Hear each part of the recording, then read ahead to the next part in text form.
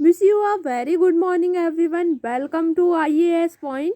This is Deepali. अगर अभी तक आपने हमारे चैनल को सब्सक्राइब नहीं किया है तो पहले हमारे चैनल को सब्सक्राइब कीजिए ताकि आपको इसके जैसी सारी वीडियोस देखने को मिल सकें और अपने एग्ज़ाम की प्रिपरेशन आप ठीक से कर सकें. तो चलिए बात करते हैं हम अपनी स्टडी की. तो हम क्या पढ़ रहे थे? हम पढ़ रहे थे चैप्टर 2, जिसमें आज का हमारा टॉपिक क्या है? उपभोक्ता का बजट. तो क्या होता है उपभोक्ता का बजट और इसको कैसे बताया जाता है, ये हम इस टॉपिक में पढ़ने वाले हैं. तो चलिए स्टार्ट करते हैं हम अपने टॉपिक को.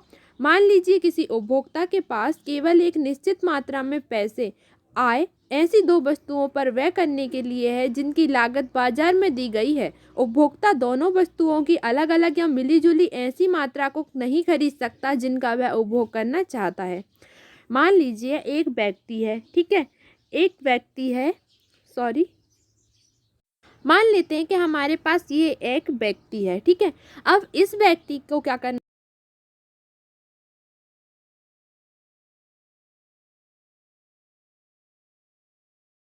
मार्केट से कोई भी दो वस्तुएं ये खरीद सकता है, ठीक है. जैसे मान लीजिए इसको एक वॉच चाहिए, ठीक है, और इसको एक पेन चाहिए. दो वस्तुएं ये मार्केट से खरीद सकता है, इतने इसके पॉकेट में पैसे हैं, ठीक है. लेकिन अब क्या क्या हो बताया गया है, जिनकी लागत बाजार में दी गई है. ऐसी दो वस्तुएं जिनकी लागत बाजार में दी गई है, ठीक है, इसके पास इतने पैसे हैं. उपभोक्ता दोनों वस्तुओं की अलग अलग या मिली जुली ऐसी मात्रा को नहीं खरीद सकता.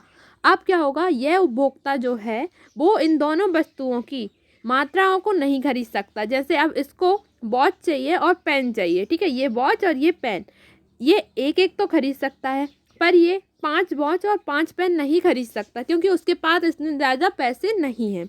तो वही यहाँ पे बताया गया है कि जो उपभोक्ता है उसके पास केवल एक निश्चित मात्रा में पैसे उपलब्ध हैं, ठीक है, ऐसी दो वस्तुओं पर व्यय करने के लिए जिनकी लागत बाजार में दी गई है. लेकिन उपभोक्ता दोनों वस्तुओं को अलग अलग या मिली जुली ऐसी मात्रा को नहीं खरीद सकता जिनका वह उपभोग करना चाहता है. जितनी वस्तुएं वह खरीदना चाहता है वह नहीं खरीद सकता. उनमें से किसी एक को उसे या तो त्यागना होगा या फिर वो दोनों की कम मात्रा खरीद सकता है. उपभोक्ता के लिए उपलब्ध उपभोग बंडल दोनों वस्तुओं की कीमत तथा उपभोक्ता की आय पर निर्भर करता है. अब जो उपभोक्ता के लिए जो उपलब्ध उपभोग बंडल है वो दोनों वस्तुओं की कीमत और उपभोक्ता की आय पर डिपेंड करता है.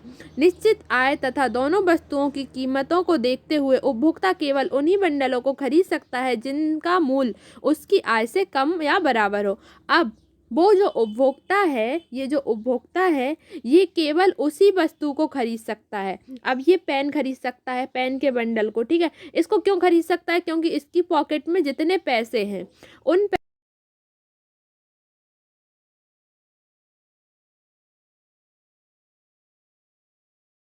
से आप क्या समझ गए? सीधी लैंग्वेज में, हमारी इजी लैंग्वेज में हम कह सकते हैं कि उपभोक्ता बजट एक ऐसा बजट है, यानी जो व्यक्ति के पास कितनी आय, यानी व्यक्ति की आय को बताता है. व्यक्ति के पास पॉकेट में कितने पैसे हैं उसको उपभोक्ता बजट हम कह सकते हैं. तो उपभोक्ता बजट हमारा क्या हो जाएगा? व्यक्ति के पास जितने भी पैसे हैं वह उपभोक्ता का बजट है, क्योंकि वह उन पैसों में कोई भी सामान खरीद सकता है. तो चलिए नेक्स्ट, बजट सेट एवं बजट रेखा. अब बजट सेट क्या होता है और बजट रेखा क्या होती है, ठीक है, ये तो हमको टॉपिक पढ़ने के बाद ही समझ आएगा ना, पहले से तो किसी को नहीं आता. तो चलिए स्टार्ट करते हैं इस टॉपिक को. मान लीजिए उपभोक्ता की आय एम है. अब कोई उपभोक्ता है, ठीक है, पहले तो हम एक उपभोक्ता को बना लेते हैं जिससे हमको अच्छे से समझ आएगा, ठीक है. ये एक उपभोक्ता है यानी एक व्यक्ति, इसकी आय, ये पैसे कमाता है, वो कितनी है? एम है, ठीक है. इस उपभोक्ता की आय कितनी है? एम है, ठीक है. तथा दोनों वस्तुओं की कीमतें क्रमशः P1 और P2 हैं.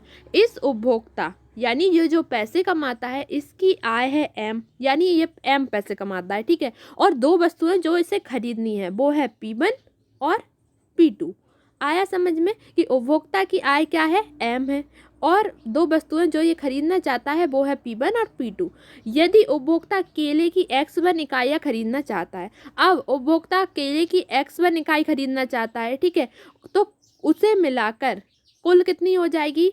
P1 और x1। ठीक है, पहली वस्तु केला हो गई तो P1 और x1 धन व्यय करना पड़ेगा इसको केले खरीदने के लिए। इसी प्रकार से अगर उपभोक्ता को आम खरीदना है तो इसको P2 और x2 ये वाली राशि व्यय करनी पड़ेगी। तो जो उपभोक्ता है उसके लिए अगर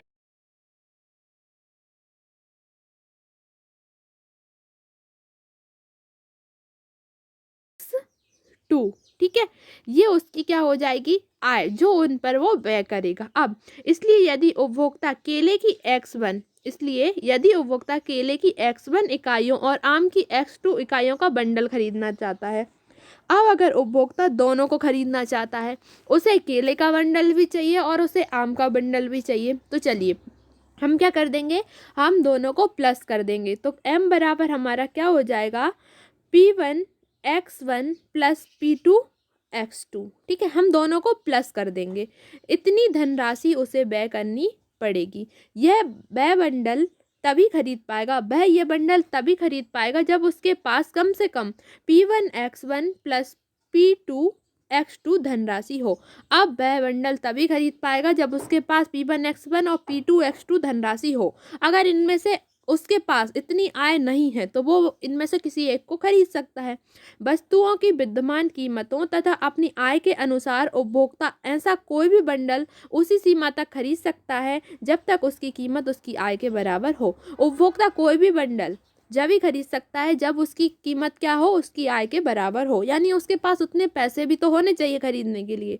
दूसरे शब्दों में उपभोक्ता कोई x1 x2 बंडल निम्न स्थिति में खरीद सकता है। दूसरे शब्दों में कोई उपभोक्ता बंडल को किस स्थिति में खरीद सकता है, वह खरीद सकता है P1 x1 plus P2 x2 से बड़ी या बराबर हो उसकी आय। जो हमने ऊपर पढ़ा सेम वही यहाँ पर फॉर्मूले में लिख दिया है। हमने पढ़ा क्या, कोई भी उपभोक्ता बंडलों को कब खरीद सकता है, जब उसके आय के बराबर हो या तो वो बंडलों की कीमत या आय उसकी बड़ी हो बंडलों की कीमत से, तो वो खरीद सकता है। सेम उसको यहाँ पे लिख दिया है P1 x1 plus P2 x2 ये हो गए बंडल। ठीक है, और इनको वो कब खरीद सकता है, जब m यानी उसकी आय जो है वो या तो इससे बड़ी हो या इसके बराबर हो, तो वो इसको खरीद सकता है। ठीक है, हो गया क्लियर टॉपिक ये वाला, आई होप कि हो गया होगा। अब यह असमानता 2.1, ये जो 2.1 में हमको बताई है ये वाली, ठीक है, उपभोक्ता का बजट प्रतिबंध कहलाती है। ये क्या कहलाएगी, उपभोक्ता का बजट प्रतिबंध कहलाती है। उपभोक्ता के लिए उपलब्ध बंडलों के सेट को बजट सेट कहते हैं। उपभोक्ता के लिए जो बंडलों के सेट उपलब्ध होते हैं उनको बजट सेट कहा जाता है। इस प्रकार बजट सेट उन सभी बंडलों का संग्रह है जिसे उपभोक्ता विद्यमान बाजार कीमतों पर अपनी आय से खरीद सकता है। इस प्रकार जो बजट सेट है वो बंडलों का वह संग्रह है जिसे उपभोक्ता क्या कर सकता है, अपनी आय पर बाजारों से अच्छी कीमत पर खरीद सकता है।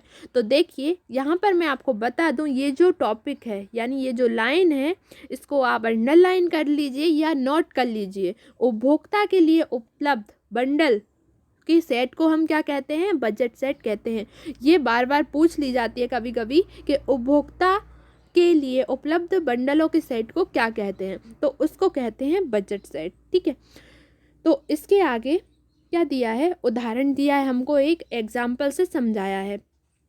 एग्जाम्पल क्या कह रहा है, एक ऐसे उपभोक्ता का उदाहरण ले जिसके पास 20 रुपये है। ये बनाया हमने फिर से उपभोक्ता, ठीक है, ये हो गया हमारा उपभोक्ता। ठीक है, इसके पास क्या है, इसके पास कितने रुपए हैं, इसके पास है 20 रुपये। ठीक है, ये उपभोक्ता है और इसके पास 20 रुपये है। मान लीजिए दोनों वस्तुओं की लागत 5 रुपये रखी गई। दो वस्तुएं हैं उनकी लागत कितनी रख दी गई, 5 रुपये रख दी गई। ठीक है, और ये समकलित इकाइयों के रूप में ही उपलब्ध हैं जो बंडल उपभोक्ता खरीद सकता है। देखो वो हो सकते हैं 00, 01, 02, 03, 04, 10, 11, 12, 13, 20, 21, 22, 30, 31, 40। इन बंडलों में से 04, 13, 22, 31 तथा 40 की लागत ठीक 20 रुपये है तथा अन्य बंडलों की लागत 20 रुपये से कम है।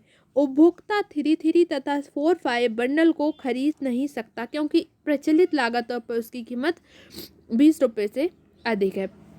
अब क्या होगा कि इसमें बताया है कि उपभोक्ता जो होंगे कौन से 3 और 4 5, ये बंडलों को खरीद नहीं सकते क्योंकि इनकी लागत क्या है, 20 रुपये से अधिक है। तो वो कैसे खरीद सकते हैं, उनके पास पैसे ही नहीं है, इतनी इनकी आय ही इतनी ज़्यादा नहीं है। ठीक है, तो ये था आपका एग्जाम्पल।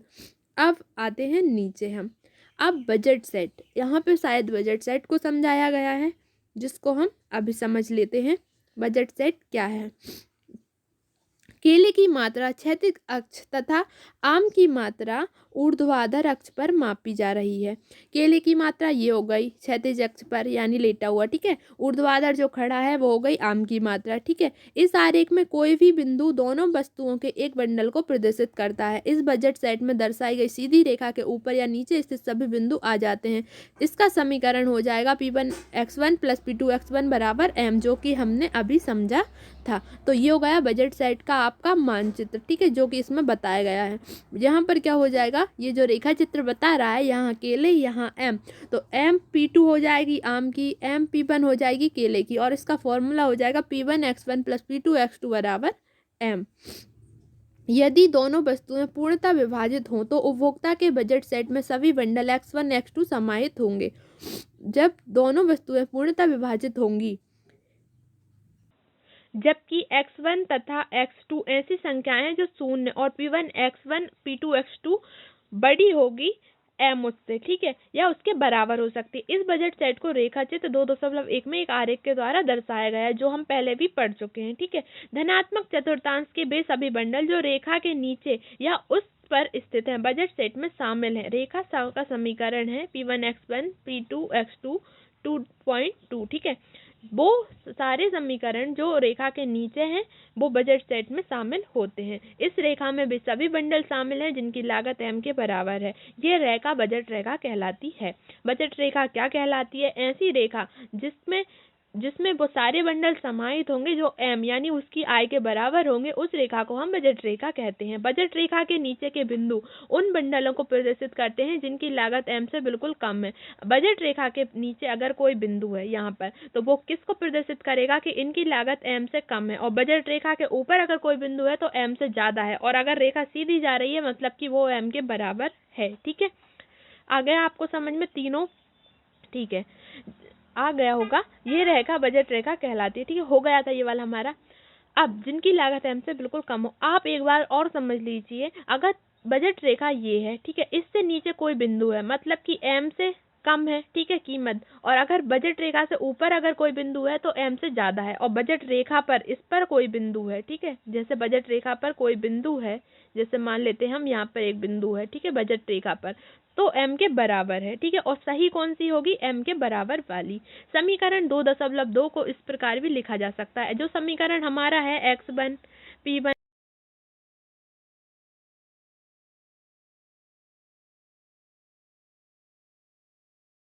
P1 / P2 x1, इस तरह से भी हम इस समीकरण को लिख सकते हैं।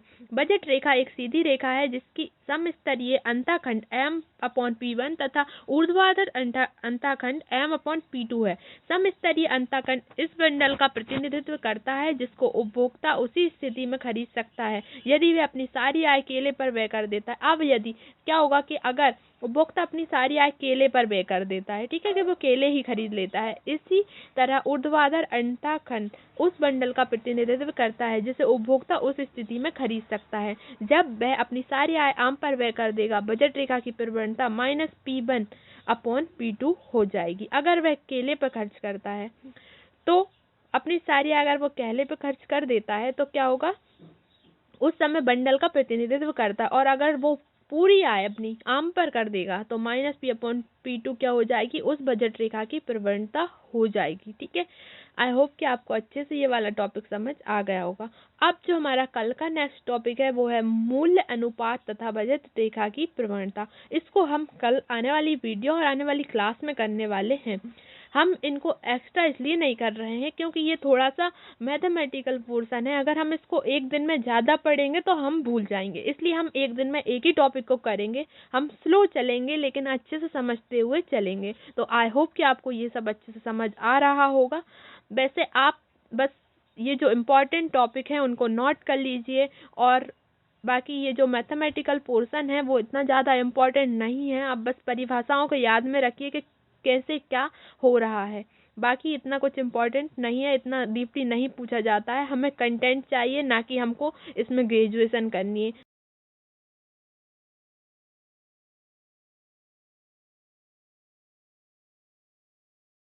So much.